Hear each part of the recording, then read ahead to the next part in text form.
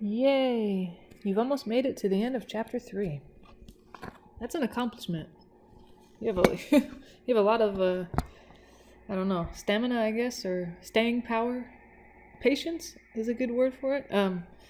Anyway, this is the last section in chapter 3 that we're going to cover anyway. I think there are more sections, but they're kind of not really related and we don't have to cover them, so why confuse ourselves with things that we don't need? But this section, it's talking again about polynomials and rational functions like we've been seeing throughout this chapter. But now they're going to introduce inequalities into the mix. So instead of there being a polynomial function or a polynomial equation, now all of a sudden there's going to be a polynomial or a rational function that's greater than 0 or less than 0 or something with a greater or less than type deal. And those actually, we'll see these again in section 3.2. These will be useful. Polynomial inequalities. In section, did I say 3.2? Sorry, 4.2. In the next chapter. They're useful in other capacities as well, but I mean, the one that we'll see pretty soon from now will be that section. So, okay, first we'll tackle the polynomial inequalities, and then we'll see how to tackle the rational inequalities. So, okay, we have down here, right below the first example, a little step-by-step how-to type thing of what do you do to solve a polynomial inequality. So, okay, we'll test it out on this first example they give us. It's we're supposed to solve and then graph the solution set on the number line. It's x squared. I'm going to write it below the box so I have it kind of sitting in front of me. Minus x greater than 20. So it says first thing we want to do, step 1, is I want to solve the related quadratic equation to find the boundary points. So pretty much that just means change the inequality symbol to an equal sign. Equals. Okay, so we're just going to rewrite that guy as an equal sign. So we'll do x squared minus x. Instead of greater than, we'll say equal to 20, and then we'll solve that. That's what they mean by step 1. Well, to solve this, we're going to have to get everything on one side. Namely, we'll have to subtract 20. And then we'll try to factor. If we can't factor, then we'll use the quadratic formula. Oops, minus 20 equals 0. Okay, and I think this does factor. I think this is x minus 5, x plus 4. Because a negative 5 and positive 4 multiply out to make negative 20, but add up to negative 1. So, okay, and then we'll set each factor equal to 0, and that should give us the two solutions that they want from, what's it called? From this thing. So, by now you probably noticed if you set x minus 5 or x minus something equal to 0, you get a positive number. If you set x plus 4 equal to something and solve it, you get a negative number. So if you want to skip that step of actually setting it equal to 0 and then adding something to both sides or subtracting something from both sides, I think it's okay. It's okay, we did step 1. Then the next step says, let's see. Then we want to break the number line into intervals bounded by the values found in step 2. That sounds, I don't know, kind of vague or kind of hard to understand, but they're saying, okay, here's a number line. I know there's a lot of numbers on the number line, but the ones I care about are the numbers that I just found. So, and of course, make sure you orient them correctly, even though 5 was the first solution I found on the left and then negative 4 was on the right. But on the number line, they're the opposite. Negative 4 should be to the left of positive 5. So that's all you really want to do for step 2. Now we can move on to step 3.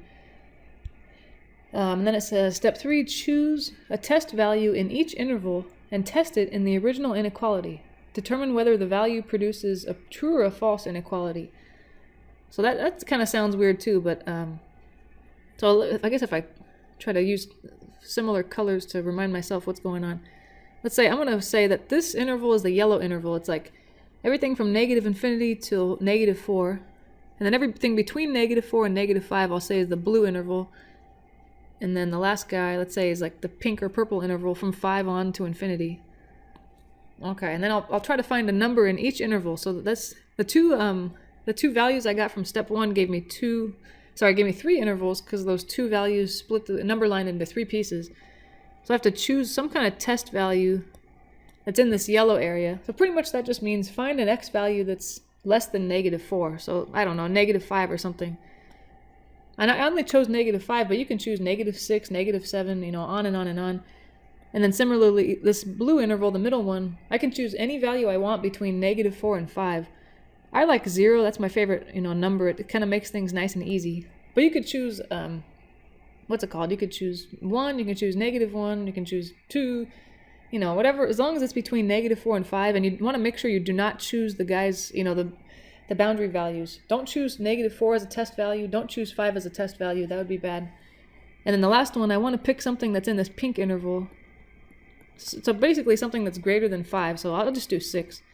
I don't get too crazy. You could do 7, 8, 9, 10, whatever you want. But let's see, we'll test them. And as it said in step 3, when we outlined the steps above, it says, test each one of these guys in the original inequality, which was x squared minus x greater than 20. So I'm going to substitute each of these x values that I chose into this, and then it should be some kind of inequality statement. It'll either be true or false, and I'll kind of make a note as to whether it's true or false. Okay, first we're going to substitute -5 in here. But everything else is the same, you know, the square, the minus sign, the 20, the greater than. Let me see, I'm putting -5 in there. -5, -5, and maybe just to remind myself that this is the value that I chose from the yellow interval. I'm placing it right in the inequality. Then I'm just going to simplify it and see if it's a true statement or not. So that'll be, let's see, -5 squared is positive 25, minus -5 is really like plus 25, greater than 20. That's 30 greater than 20. That's a true statement, so I'll just kind of make a note to myself. That's true. Okay, so this interval is true. And then we'll do the same thing for the next test value. We'll substitute it into the original inequality, x squared minus x greater than 20. But this time the number we chose was 0. I'm going to put that here and here. Maybe just to remind myself, I chose that from the middle interval, the blue interval that I had from the number line. And then I'll simplify that. The left side of the inequality has just 2 zeros. They subtract to make 0. 0 greater than 20, that's false. 0 is not greater than 20. So that's not a good interval. Then the last one I have to test is x equals 6. Let me substitute that into x squared minus x greater than 20. Let's see, if I put I put a 6 there. 6, okay. And then, yeah, just to make things more clear, I'm going to try to use the same color to remind myself where this number came from. This number came from the purple or pink, whatever the hell color this is, interval of the number line there.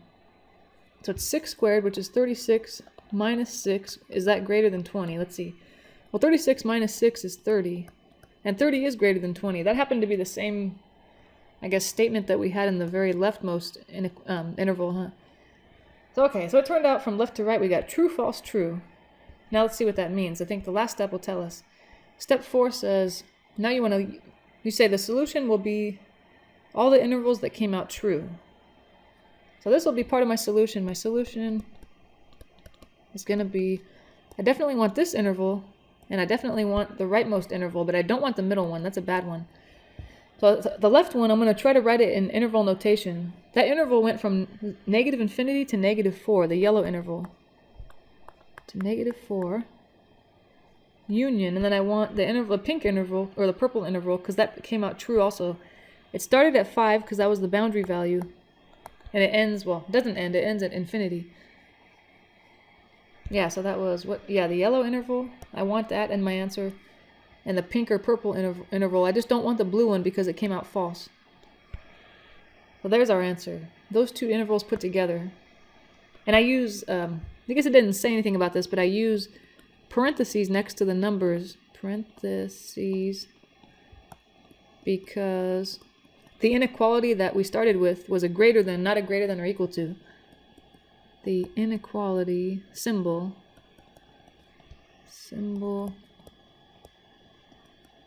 did not have an or equal to. You know, if it was greater than or equal to like that, or less than or equal to, then I would use brackets. But ours had just a strict greater than. Or if it was a strict less than with no equal to, then you would also put parentheses. So that's the idea. Now I think we kind of have an idea. I think we can kind of streamline it a little bit. Let's try this next one. It looks like we're trying to solve 4x squared plus 7x is less than -3. Okay, so the first step we were supposed to do is just change that inequality symbol, the less than, to an equal sign, and then solve the resulting equation. So say 4x squared plus 7x equals -3. And to solve that, kind of like the last one, I have to get everything on one side, so I'm going to add the 3 to the other side. And then see if I can factor this. If I can't factor that, then I guess I have to use the quadratic formula, unfortunately. That would be a bummer, but oh well. You gotta do what you gotta do. 4x squared plus 7x plus 3 equals 0. Oh. And I don't think this guy factors. Dang it. Oh well. Usually it'll factor, but once in a while it won't. And this kind of shows what you'd have to do in that case. Doesn't factor. Wah, wah, wah. Alright, we'll have to use the quadratic formula.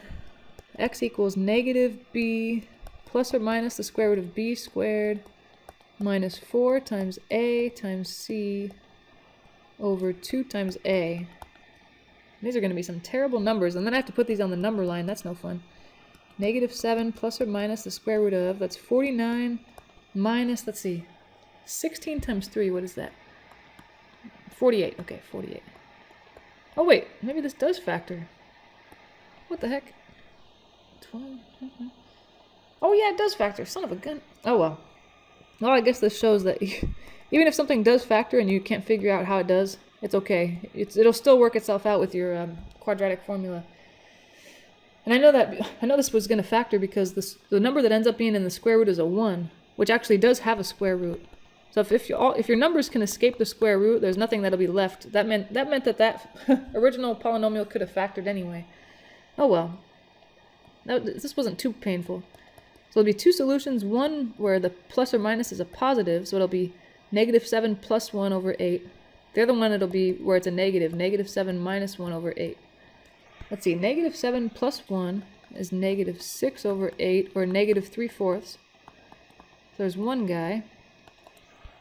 And then the other one, negative 7 minus 1, is negative 8 over 8, which will be negative 1. So those are our two, I mean, it's not the solution for this whole problem, but those are the solutions to the inequality. So those will be the numbers that I put on the number line when I'm going to choose my test values and all that.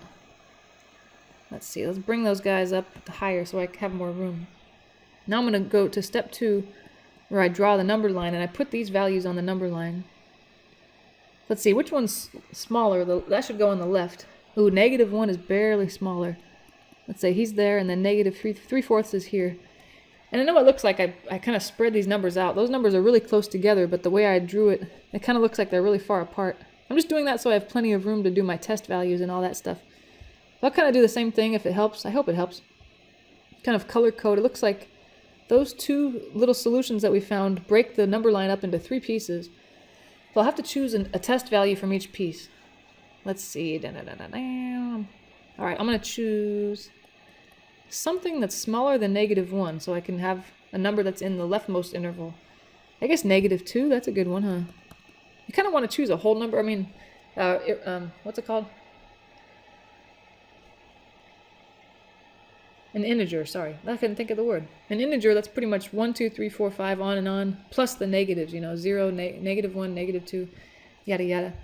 Although now I notice in the middle interval here, I need a number that's between negative 1 and negative 3/4. That's hard to do, because what's negative 3/4? You can think of him as negative 0.75, right? So something between negative 1 and negative 0.75, I guess you can choose negative 0.8, I guess. So you're definitely not going to find an integer in there, because there's no integers between negative 1 and negative 3/4. So don't feel bad if you have to use a calculator to test that guy. And then I need a number that's just to the right of negative 3/4, which means bigger than negative 3/4. And I know 0 is bigger, because 0 is bigger than any negative number. All right, and then those test values I have to test in the original inequality. So not the inequality, or not the equation we got in step 1 where we changed it to an equal sign. It has to be the one with the inequality, a less than or a greater than, or a less than or equal to, greater than or equal to. We're going to test all 3 of these guys one at a time in the original inequality. All right, in the middle one, like I said, don't feel bad if you have to use a calculator, because I'm sure as hell going to use a calculator. Uh-oh. Yeah, I didn't really give myself a whole lot of room, but oh well. So I'll put negative 2 in for the left number, because that's the one I chose. Then I'll try to simplify this guy. So it's 4 times, let's see, negative 2 squared is positive 4, and then 7 times negative 2 is negative 14. I'm going to see if that's less than negative 3. We got 16 minus 14 which is 2. Is that less than negative 3? No, that's false. A positive number is never less than a negative number. All right, so we know what's going on with the middle interval. Now let's see what's going, or sorry, the leftmost interval. Now we'll see what's going on with the middle interval. Didn't leave myself a whole lot of room here, but oh well, oops, and I put the inequality going the wrong way. I chose negative 0.8 to go in this other one. Negative 0.8. Negative 0.8. I'm going to bust out my calculator. Don't feel bad. All right, so it looks like, what do we have here? Oh no, I'm going to use blue. 4 times, and then negative 0.8 squared. It's a negative times a negative, so it's a positive 0.64. And then we have 7 times negative 0.8. That's going to be negative 5.6. Is that less than negative 3? We got to figure that out.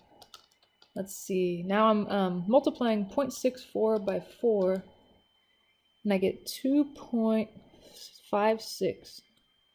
Then I'm subtracting 5.6 from that and seeing if it's less than negative 3. All right, we'll see. 2.56 minus 5.6 is negative, ooh, that's a close one. Negative 3.04. Is that less than negative 3? Barely. That's a true statement, barely. So it's probably good to use a calculator or something so you don't make a mistake, because that was a close one. Okay, and then let's see the rightmost one. Now we're plugging in 0. Oh, I don't know if it helped, but I was color coding last time, huh? I'm going to substitute negative 2 into the left inequality. And then I substituted negative 0.8 into the middle one, because that came from the middle interval. And then the rightmost one that we're going to substitute now, I'm substituting 0, because that's the one I chose from the rightmost interval. So we'll do 4 times 0 squared plus 7 times 0 less than negative 3, and we'll see how that goes. That one's not so bad to simplify, because 0 is going on the left side. It just makes everything 0. Is 0 less than negative 3? No. So that's false. Alright, and then as we saw in the previous example, it said your solution should only have any true inequalities that you find. So I only want that middle inequality, or the middle interval, sorry. Your solution should only contain intervals that were true. So I only want the middle one. I'm just going to list what interval that was. The middle one went from negative 1 to negative 3/4. That's not very much. This guy right here is my answer. All right, that's not much of an answer, but hey. Believe it or not, there are infinitely many numbers in that interval between negative 1 and negative 3/4. That's crazy, right? Anyway, let's not get hung up on details here. So, okay, the next order of business here is to figure out how to solve rational inequalities. It's pretty similar. It's like, I think the first couple steps are a little different, but the last, 3 or 4 steps are exactly the same. It's still got the number line, and then you got to choose test values, test them. If you get true, that you want that in your answer. If you get false, you don't want that in your answer. So it's got the same feel, but it's finding the values that you're putting on the number line is a little different. So you know what? I don't know what's going on with this guy, but this should be a greater than. I'm sorry. How about we'll try a greater than or equal to? Let's be weird. I don't know. I don't know if yours is showing that, but mine shows 2x over x plus 1, comma 1. It should be a greater than or equal to. I'm sorry. So sorry about that. I'm going to say change the inequality. Whatever you have, put a greater than or equal to, if you don't mind, just to make it interesting. Because we haven't seen a greater than or equal to. We haven't seen any or equal to's yet. Let me see. I'm going to write that inequality lower, below this how-to box. Because like we said, we need new steps because now we have a rational inequality. We know how to solve a polynomial inequality, but this is kind of a fraction with an x in the numerator and the denominator. That's different. So, okay.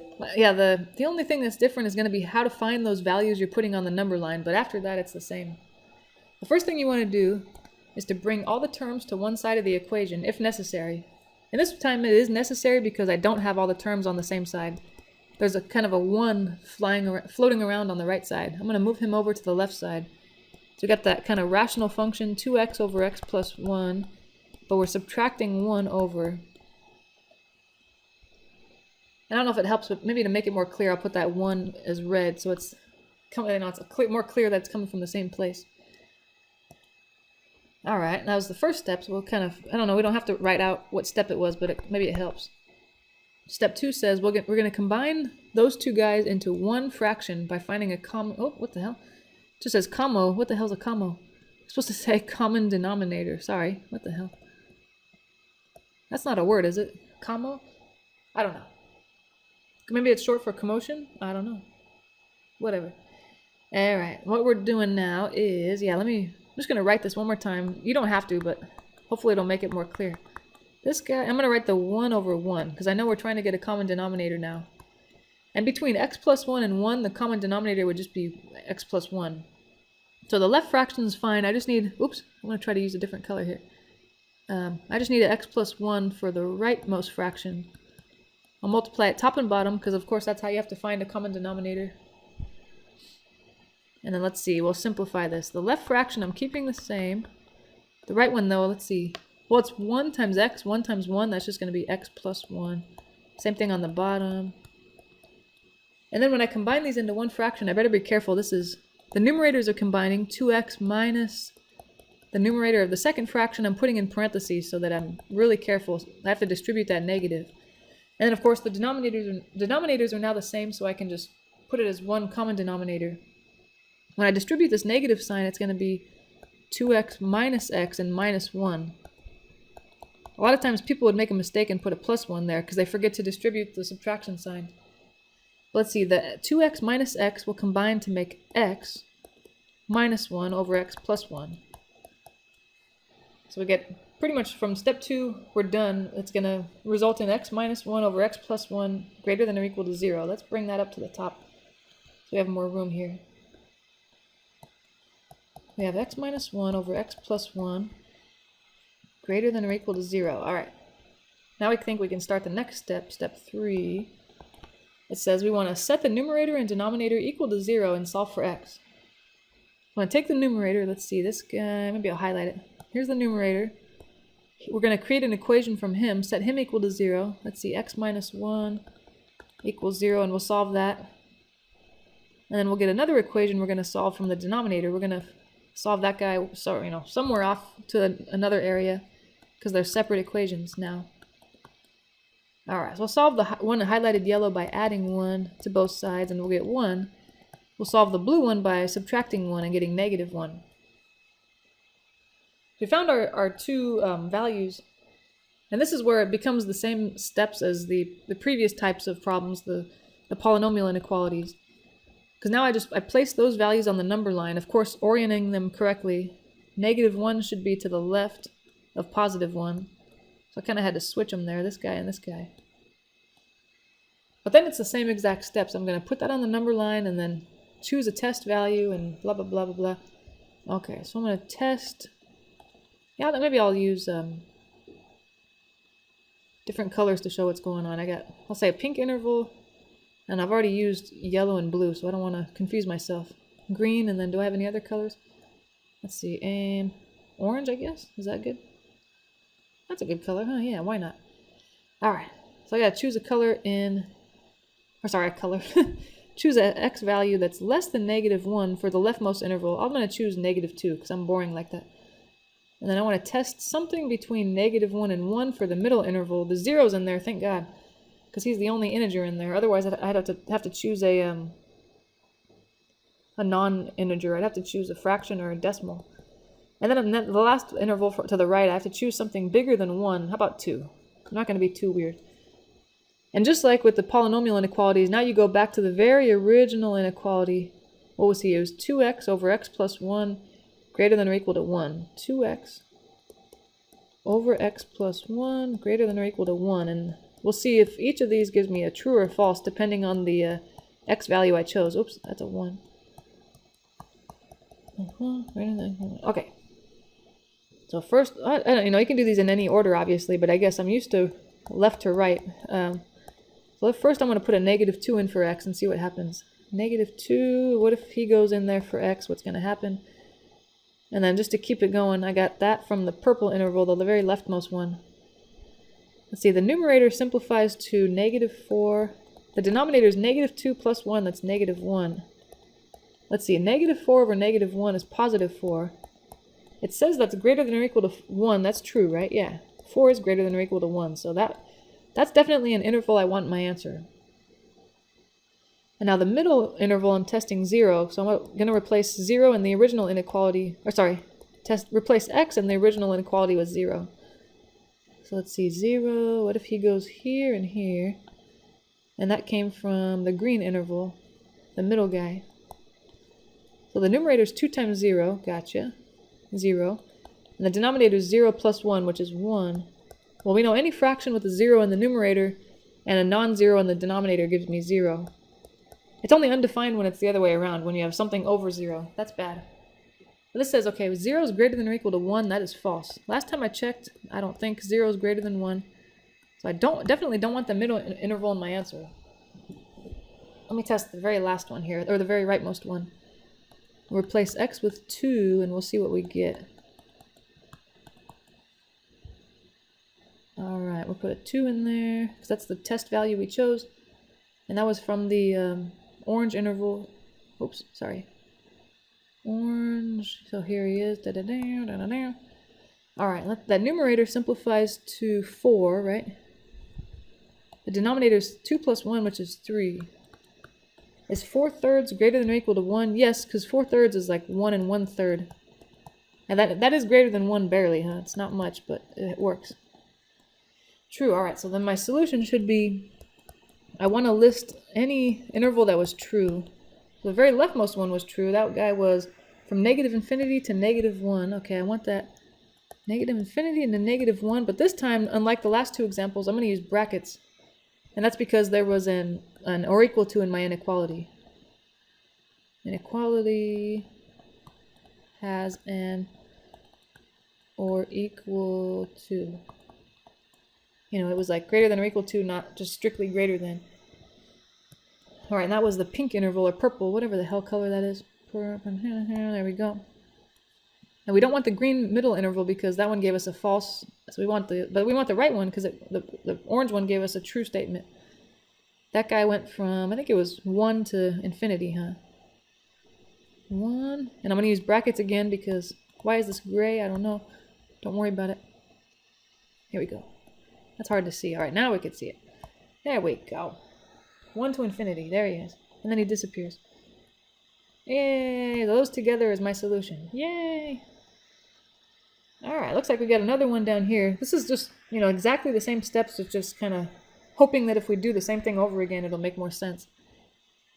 So first step was we want to move all the terms to one side, which I don't have going on yet, so I'm going to have to subtract that 2 over. That way it'll be the fraction that was already there, x plus 1 over x plus 3, minus the 2 that I moved, and now there's a 0 on the right side. Alright, now we're going to put that 2 over 1 and try to find a common denominator.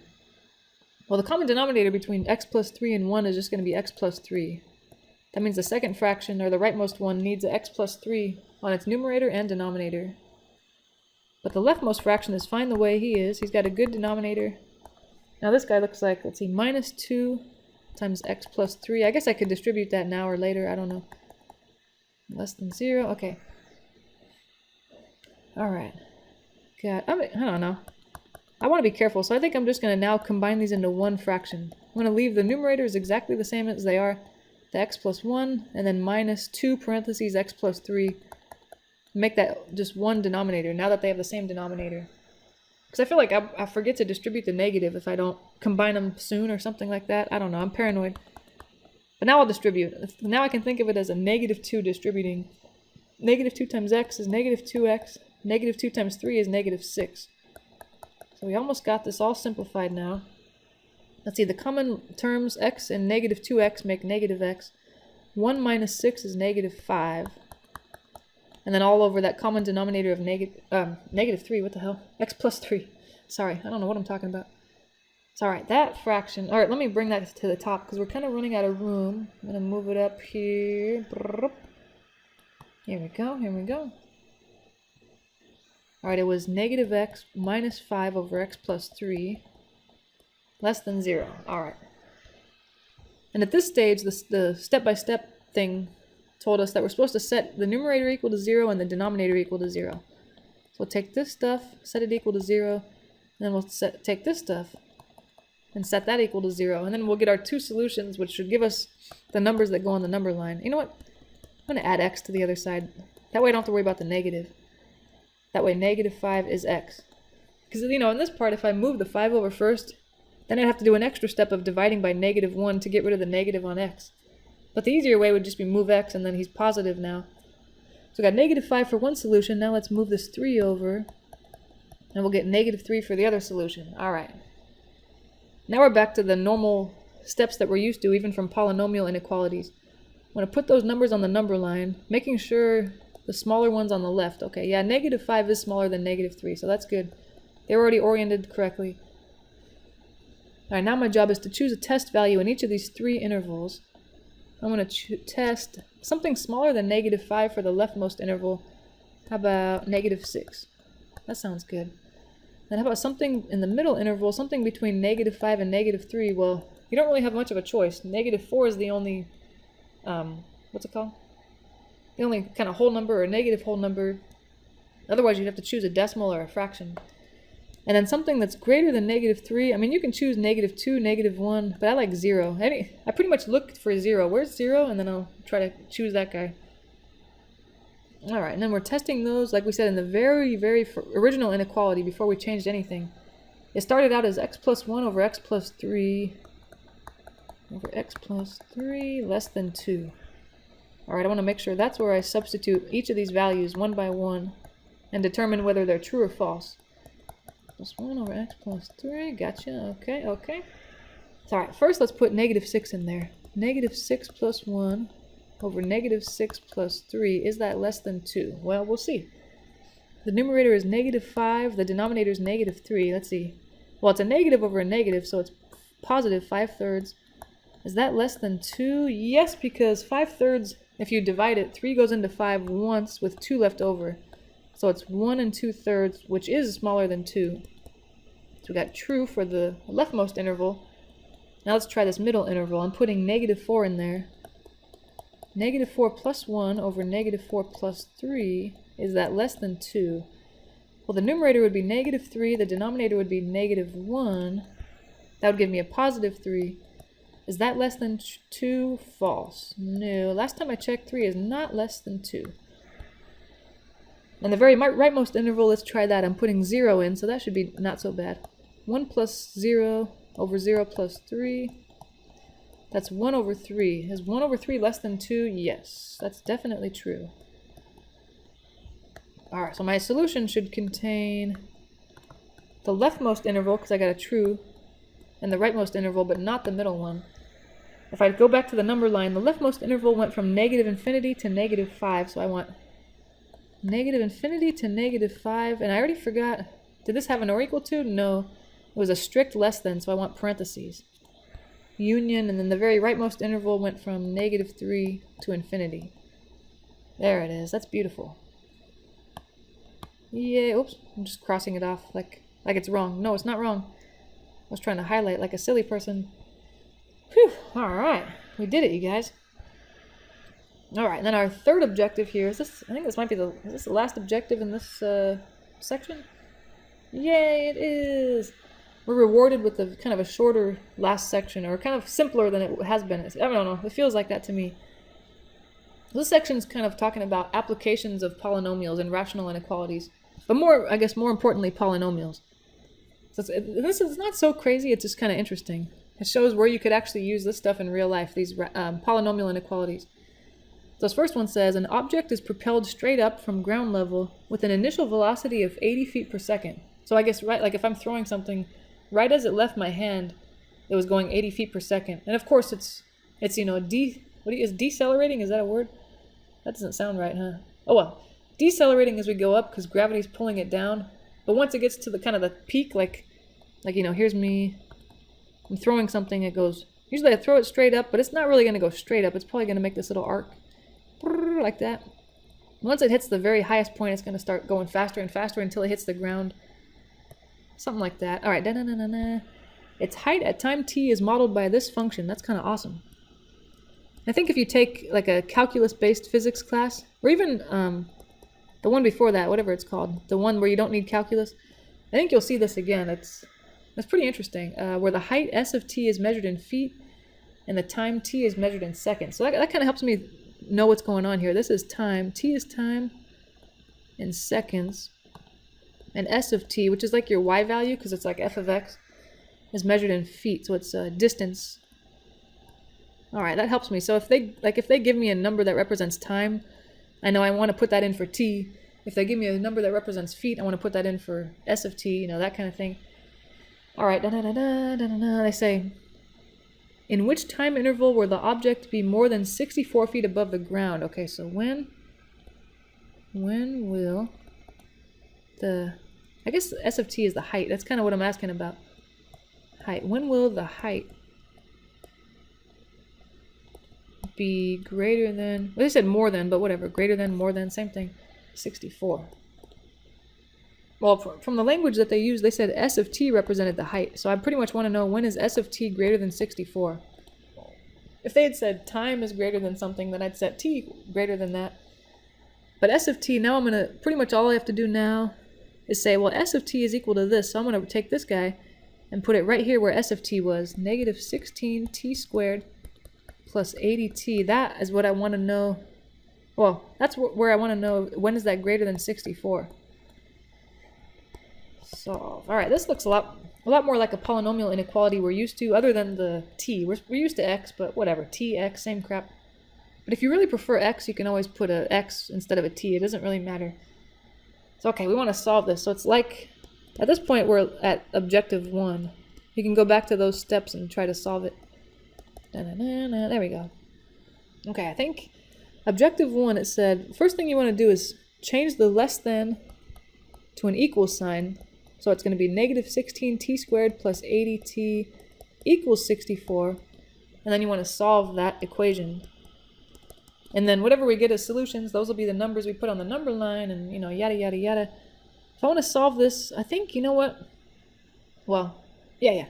I'm trying to move everything to one side so I can hopefully factor. If not, I'll use the quadratic formula. So I move the 62 over. That's the constant term, so I'm going to write it at the end. There he is. Equals 0. Okay, now I'm going to try to factor this. God, I hope it factors. Usually these types factor, because if they don't, they're really ugly. Okay. And I think these three terms have a common factor. Does 16 go into 80? Oh God, please tell me it does. Come on, baby. Yeah, all right. Since 16 divides into all three of these coefficients, I'm going to factor it out. But I think even better than that, I'm going to factor a negative 16 out. Only because it's really hard to factor, I guess, a polynomial where the leading term is negative. It makes it really hard. So I just want to make sure that I take that negative out so that the leading term I'm left with will be positive. And now it is. T squared. Negative 16 times negative 5 is 80t. Negative 16 times positive 4 is negative 64. All right, we got it. And thankfully, what's inside the parentheses factors further. That's t minus 4, t minus 1, or vice versa, whichever way you want to write it. Okay, now I'm ready to set each factor equal to 0 and solve for t. T minus 4 equals 0, t minus 1 equals 0. And we'll get 4 and 1. And there's, again, I think we talked about this before, there's no need to set the number in the front equal to 0, because what the hell are you going to get out of that? Negative 16 equals 0. That's never going to happen, so what's the point? Alright, so 4 and 1 are the values that I want to put on my number line. And then I'll do my whole thing where I test a value in each interval, and yada yada yada. So 1 and 4 are the numbers. I want to make sure that 1's on the left side of 4 because it's smaller. Alright, and then I'm going to choose a test value in each one of these. Test x equals something smaller than 1. Oh, 0. I always jump on that one. Test, okay, now something between 1 and 4. I guess I'll choose 2, but 3 was a good one too. I don't know if one's better than the other. And then something larger than 4. How about 5? That's a good guy. And I want to test that in the original inequality, which, they didn't give me an inequality to begin with, but I came up with it after I kind of translated their words into math, or algebra, I guess. So I want to test it in negative 16t squared plus 80t greater than 64. And this one's, it's got big numbers, so don't feel bad if you have to use a calculator. Well, this, I guess when t is 0, I don't know if I have to use a calculator, huh? But the other ones I might need to. 64. Okay, what if I put a 0 in there? 0, 0. Well, 0 squared is 0, times negative 16 is 0. 0 times 80 is 0. And then 0 plus 0 is 0. Is 0 greater than 64? No. Last time I checked, that is not true. So it must be this left interval I don't want. X equals 2, let's plug that in. Negative 16 and then t squared, I'll put a 2 there. Plus 80 times t, I'll put a 2 there. Is that greater than 64? Let's see here. 2, okay, I'll put a 2 and a 2, all right. Negative 16 times, let's see, I'm gonna be careful here. 2 squared is 4. 80 times 2 is 160. We'll see if that's greater than 64. Negative 16 times 4 is negative 64 plus 160. I think this is going to be true because negative 64 plus 160 is 96. And that is greater than 64. Okay, good. True. Let's try this rightmost interval now. I'm going to put a 5 in there. The inequality was negative 16 times t squared plus 80t greater than 64. But the t value that I chose was 5, so I'll put a 5 there, and we'll see how this goes. That's good. So negative 16 times, let's see, 5 squared is 25. 80 times 5 is 400. Holy moly. Let's see, 16 times 25 is, I think, negative 400. Is that right? Let me make sure. Clear. 16 times 25. Yes. Yeah, okay, just being sure. Negative 400 plus 400. Oh, it's going to be 0. That's kind of wild. 0? Is 0 greater than 64? No, I don't think so. False. That means my solution is only the middle interval, because that's the only one that gave me a true.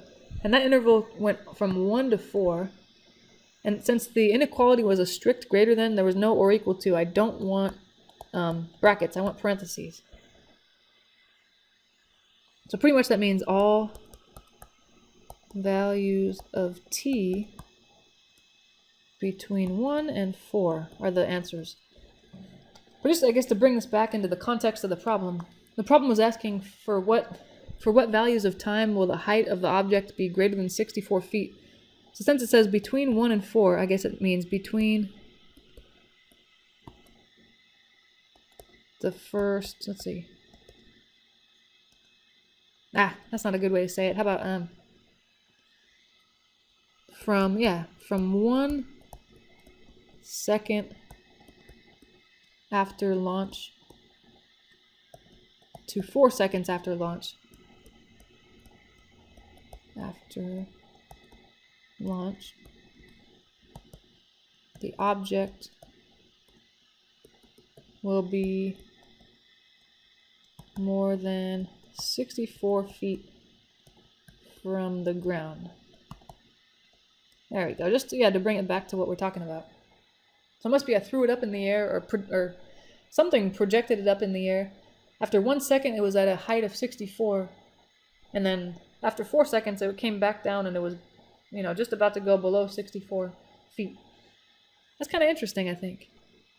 So here's another one, just to kind of, like I said, drill it in so we really get this material. This last problem here in this section says, you throw a ball straight up from a rooftop. It's 160 feet high with an initial speed of 48 feet per second. Okay. The function, Well, and I didn't say this in the last example, but these numbers that they gave us in the first sentence, this 160 feet high and the 48 feet per second, we're not really using those numbers to do anything. Well, those are important, but you'll see them in physics. If you take the physics class, those are what, I guess, why this function has a 40, see the 48 in front of the t and the 160 is the constant term? Those come from the initial speed of the object and the initial height, respectively. So, and you'll learn that in physics. So I think they just mentioned that just so you you might even look and say, well, maybe they're related, But okay, that function models the ball's height above the ground. So it's kind of the same thing going on. S of t is how high it is above the ground, or the height in feet, and then t is in seconds. After it is thrown, during which time period will the ball's height exceed that of the rooftop? Okay, so let's see. Well, the rooftop's height, they told us, right? That of the rooftop is 160 feet high. 160 feet. Because they said the building was that tall. Okay, so pretty much what we want to do is know when is the height greater than, because exceed sounds like you want more, right? More than 160 feet. That's what we're looking for. And the height is represented by S of t. So I want to know when is s of t greater than 160, but s of t is equal to this polynomial function. And I can actually solve that inequality if I replace s of t with that guy. Negative 16t squared plus 48t plus 160. I want to know when that's greater than 160. Alright, at this point, now I guess all the word problem stuff is gone. Now I'm just kind of going back to objective 1. As if there was no context here at all. I'm just going to solve it like we did before. Objective 1 said I'm going to take this thing, or this polynomial inequality, and then replace the greater than sign or the less than sign, whatever it is, with an equal sign, and solve the resulting equation. So this, just like the last one, I'm going to have to get everything on one side. So I'll move this 160 over, but when I do, I notice that it cancels with the constant term because they're exactly the same. So I'll just be left with two t terms, negative 16t squared plus 48t, and that'll be equal to 0. And then similar to the last example also, there's a like term that can come out of those two guys. 16 divides into both 16 and 48, but like the last one, I want to factor a negative out because it's going to make solving the resulting equation inside the parentheses easier. But not only is 16, but they also have a t in common. If I take negative 16t out of the first term, I'm left with just a t, and the second term I'm left with a minus 3. And it has to be a negative because this negative times this negative has to make this positive here. And now I'll set each of these factors equal to 0. This time the negative 16t does have to be set equal to 0 because there's a t involved. In the last example there was no, it's just negative 16 in front, not a t. So if it's just a number, then you don't really need to set it equal to 0. But if there's a t involved, like this guy does, then you definitely need to set it equal to 0 because you're going to lose a solution if you don't. To solve the leftmost one, I'm going to divide by negative 16, which will give me 0 still. The rightmost one I'll solve by adding 3 to both sides. So those are our numbers that are going to go on the number line. Let me bring those guys up higher. 0 and 3. Here we go. Alright, let me draw this little number line. Here we go. Make sure 0 is on the left of 3, because that's how it should be, of course. 0 smaller than 3. And then I'm going to choose a test value in each interval. Let me see. I'm going to test something less than 0. Dang it, this time I can't use 0 because he's a boundary point. Why does that make me so mad? I guess negative 1. That's a good one. And then something in the middle interval, like 1, I guess. X equals 1 is between 0 and 3. Or 2. Of course, 2 works. And then I want something larger than 3. How about 4? I'm not too crazy. I'm not going to choose. You could choose 5, 6, 7, 8, whatever you want. You could choose a million, but... And it's going to give you the same result, but it just seems like more work. And like we said, we want to test it in the original inequality, which we found... Let's see, where did we find it? At this stage, right here. So I'm going to take that guy and move him over. It's negative 16t squared. Oh, I didn't leave a lot of room. Plus 48t. I know, I'm going to start erasing this. I didn't leave myself enough room. Let's see. Okay. Negative 16 t squared plus 48t plus 160. Is that greater than 160? Alright, sure. We'll try it. I want to put a negative 1 in for t. Let's see how that goes. 48 times 160. We'll see how that goes. Okay. What if a negative 1 goes in there? Alright, well it's negative 16 times. Negative 1 squared is positive 1. Then you have 48 times negative 1, that's negative 48, or subtracting 48, whatever. Plus 160 greater than 160. Negative 16 times 1 is negative 16 minus 48 plus 160. Let's see. 16 and 48, oops, and 48 add up to, wait, what the hell? Oh, I multiplied them on my calculator, plus 48. Negative 64, these guys together, plus 160. I'm pretty sure this is going to be a no, that's 96.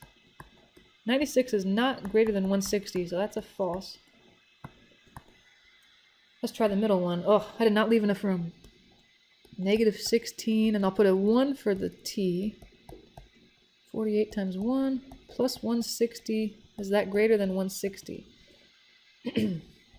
Let's see, I want to try to put a 1 in there. If a 1 goes in there, at least I don't have to worry about any negatives, huh? 1 squared is 1 times negative 16 is negative 16 plus 48 times 1 is 48, plus 160, let's see, 48 and negative 16 is 32, plus 160, 32 and 160 is 192, that is greater than 160, yes. Alright, true. Now we'll test the very last guy, alright, finally. What was it? I'm going to write it again, negative 16t squared plus 48t plus 160 greater than 160. Okay. Negative 16. I'll put 4 where the t was. Same thing here. Okay, 4 goes in there. 4 goes in there. Negative 16 times, let's see, 4 squared is 16. Plus, let's see, 48 times 4, let's see, is 192. Plus 160. Let's see, what's 16 times 16? Negative 256 plus 192 plus 160. Let's see what that all adds up to. I think I get 96. 96 is not greater than 160. False. Alright, the only interval that was true is the middle one, which it went from 0 to 3. Is our answer. And it was a strict greater than, it wasn't a greater than or equal to. So I want parentheses. And then in the context of the problem, it says, that means that the object was, you know, I guess I could say higher than 160 feet. Or I could specify, like they said, higher than the rooftop, or above the rooftop. Above the rooftop between 0 seconds and 3 seconds after launch, or after it was thrown.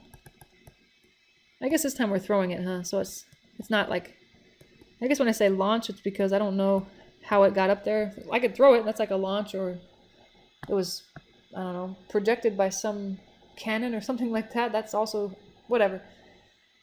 Alright, I think that works. So that kind of shows one way that you could use these polynomial inequalities to solve things. Fun things. So if you like that, definitely you'll be interested in taking physics. Good times.